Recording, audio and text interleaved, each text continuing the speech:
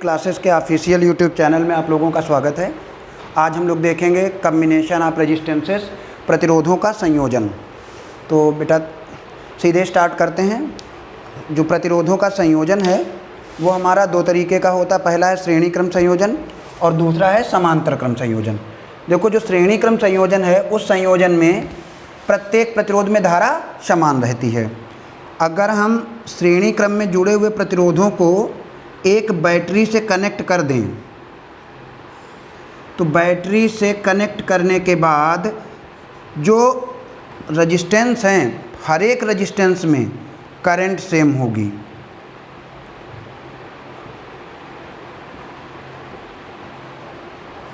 Current same होगी, voltage अलग अलग होगा।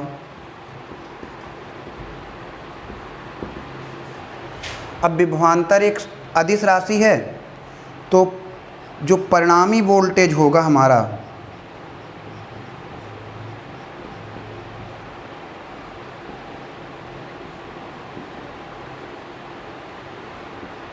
जो रिजल्टेंट वोल्टेज है वो होगा V = V1 + V2 + V3 dash dash dash. V1 + V2 + V3 + dash dash dash. V1 को लिखेंगे IR1, V2 को लिखेंगे IR2, V3 को लिखेंगे IR3 + डैश डैश डैश। अब अगर सभी प्रतिरोधों का तुल्य प्रतिरोध RS हो तो ये आएगा IRS = IR1 + IR2 + IR3 + dash dash dash. RS = R1 + R2 + R3 + dash dash dash. तो ये जो RS है वो हमारा सभी प्रतिरोधों का तुल्य प्रतिरोध है।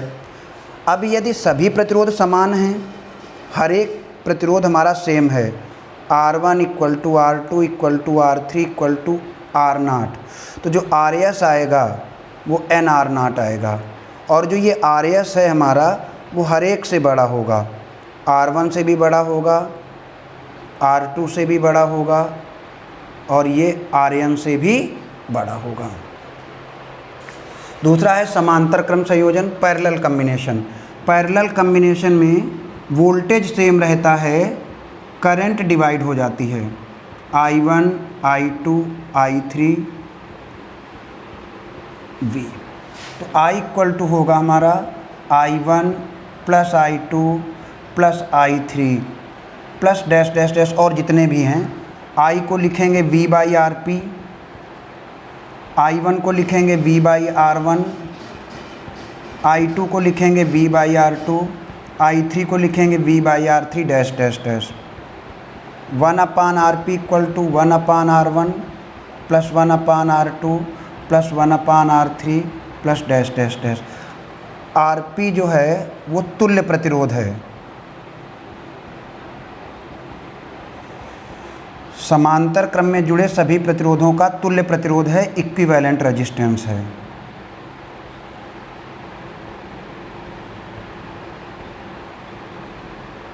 अब इसका पहला केस है, अगर सभी प्रतिरोध समान हैं, R1 = R2 = R3 = Rn, सभी R0 हैं, तो हमारा 1/Rp = आएगा 1/R0 × n।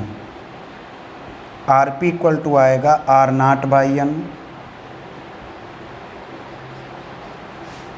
सेकंड, अब जो Rp होगा हमारा वो हर एक से छोटा होगा, R1 से भी छोटा होगा, R2 से भी छोटा होगा और Rp का मान Rn से भी छोटा होगा। समांतर क्रम में जो तुल्य प्रतिरोध होता है उसका मान प्रत्येक प्रतिरोध के मान से छोटा होता है। ये इंपॉर्टेंट क्वेश्चन है। कह रहे हैं n समान प्रतिरोधों को जब श्रेणी क्रम में जोड़ा जाता है तब उनका तुल्य प्रतिरोध RS है। तो RS = आएगा nR0, अभी सीखा हम लोगों ने। और जब उन्हें पैरेलल में जोड़ा जाता है तो हमारा Rp आता है R0/n। अब अगर डिवाइड कर दें RS/Rp तो ये आएगा nR0 R0/n। n ऊपर चला जाएगा R S by R P equal to N square, तो ये आर एस अनुपात R P equal to N square अनुपात 1। एक अगले टाइप की प्रॉब्लम है, इसमें एक चालक तार है, उस तार को, सीधा तार है, उसको मोड़ करके एक वृत्त बना देते हैं। अब वृत्त बनाने के बाद में उस वृत्त पर दो बिंदु लेते हैं, ठीक है। पहले बिंदु को A और दूसरे बिंदु को B कहा जाता है। अब हमें इस पूरे तार का बिंदुओं A व B के परितः प्रतिरोध ज्ञात करना है। अब एक तरीका तो ये होता है कि हम लोग इतने का प्रतिरोध अलग निकाल लें, इतने भाग का, और इतने भाग का प्रतिरोध अलग निकालें और इन्हें आपस में समांतर में जोड़ दें। इससे बेहतर एक ट्रिक है। इसमें होता क्या है कि हम लोग ये देखते हैं कि जो पहला वाला वृत्तखंड है, सर्कुलर पार्ट है, वो कितना कोण बना रहा है और दूसरा वाला जो सर्कुलर पार्ट है वो कितना कोण बना रहा है। तो इस वाले में पहले वाला जो सर्कुलर पार्ट है वो कोण बना रहा है θ1 और दूसरा वाला जो सर्कुलर पार्ट है वो कोण बना रहा है θ2। फार्मूला निकल कर आता है R A B equal to θ1/360 और θ2/360 इंटू आर। आर इस पूरे तार का प्रतिरोध है, तो R A B equal to θ1/360 into θ2/360 into R, जहाँ आर इस पूरे चालक तार का प्रतिरोध है। ये वो तार है जिसको मोड़ करके हमने वृत्त बनाया है। अब इस पर क्वेश्चन देख लेते हैं। कह रहे हैं एक चालक तार है, उस चालक तार को हमने मोड़ करके एक वृत्त बना दिया है, ऐसे। व्यास ऐसे होगा, ये व्यास के सिरे हैं ए और बी। अब ऊपर वाला हिस्सा कितना कोण बनाएगा 180, नीचे वाला भी हिस्सा कितना कोण बनाएगा 180। तो इस वाले में जो तुल्य प्रतिरोध निकलेगा आर ए बी वो आएगा 180/360, दूसरा भी 180/360, ये वाला भी 180 और ये वाला भी 180 इंटू आर। जब आप इसे कैलकुलेट करोगे तो आएगा r/4। इसी सिमिलर पैटर्न का एक और क्वेश्चन, इसमें क्या है, θ1 हमारा 90 है और θ2 हमारा 270 है। R A B equal to 90/360, 270/360 into R, 1/4, 3/4 into R, 3r/16, 3r/16।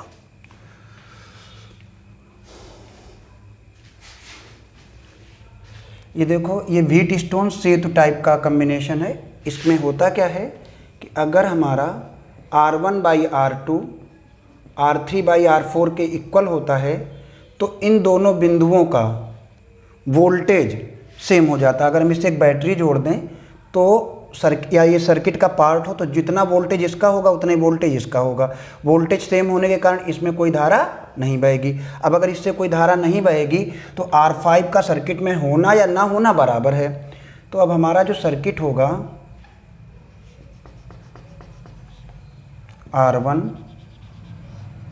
R2, R4, R3, R1, R2, R3, R4, ये दोनों श्रेणी क्रम में हो जाएंगे, ये दोनों श्रेणी क्रम में हो जाएंगे और जो आएगा वो समांतर क्रम में हो जाएगा। तो ऊपर वाले का आया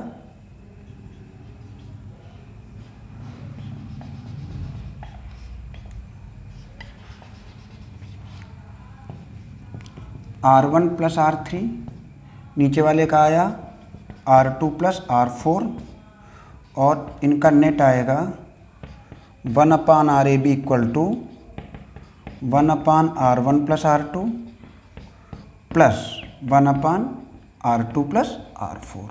अच्छा, इसमें अगर चारों रेजिस्टेंस सेम हों, अगर R1 = R2 = R3 = R4 सब अगर हमारे मान लो R0 हैं तो जो RAB आता है वो भी कैलकुलेट करने के बाद आर नॉट ही आता है।